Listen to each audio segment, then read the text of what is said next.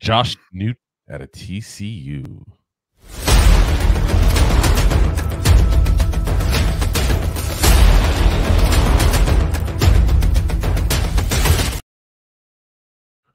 Alrighty. So again, out of TCU the last 2 years. Prior to that, he played a few years over at Louisiana-Monroe from 19 to 21 there.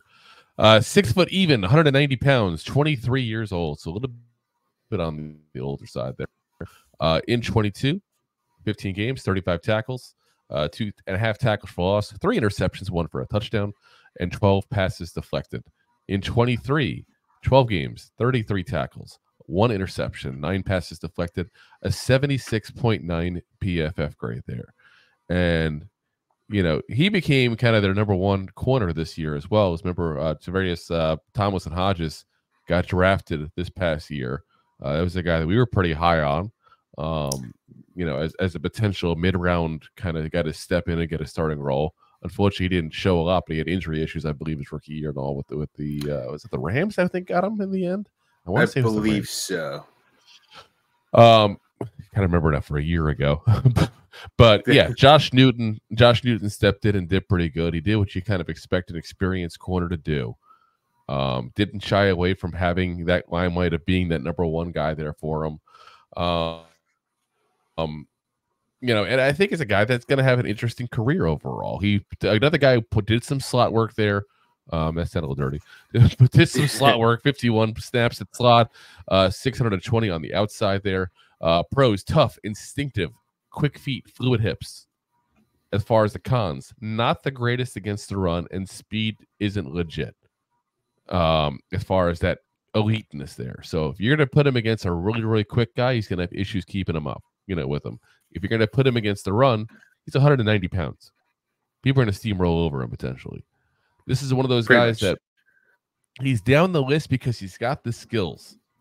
He's got the technique, but he has physical limitations, and you got to be able to work around them.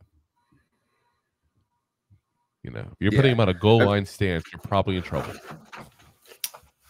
Agreed. That is definitely not the guy you want there. Let's see the running back that's 230 pounds when he's only 190 pounds. Yeah. I mean, it's the same problem all these guys have had. If you notice, all these names we've listed so far, not a single one's been over 200 pounds. There's some weak corners this year, which is the same as we said last year, too. So, didn't seem to affect the running game too much last year. So, we'll see. We keep on having year after year of tiny corners if it starts having an issue with outside runs and all.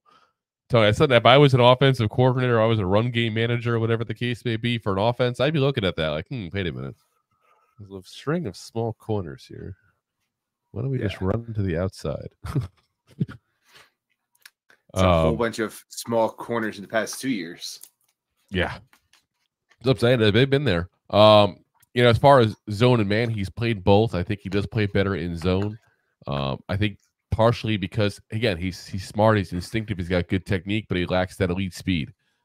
So if you put him in a zone cover spot and give him like, this is your spot, you make sure no one in this spot catches the ball. The ball does not get past you in this spot. Yeah.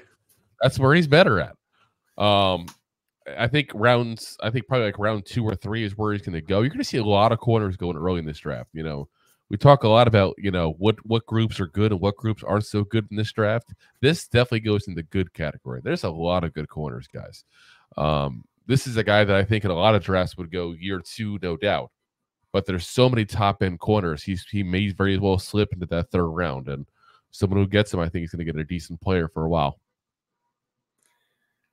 Yeah. Thanks for listening to Two Giant Goofballs, a New York Giants podcast. We appreciate your support. Thanks so much.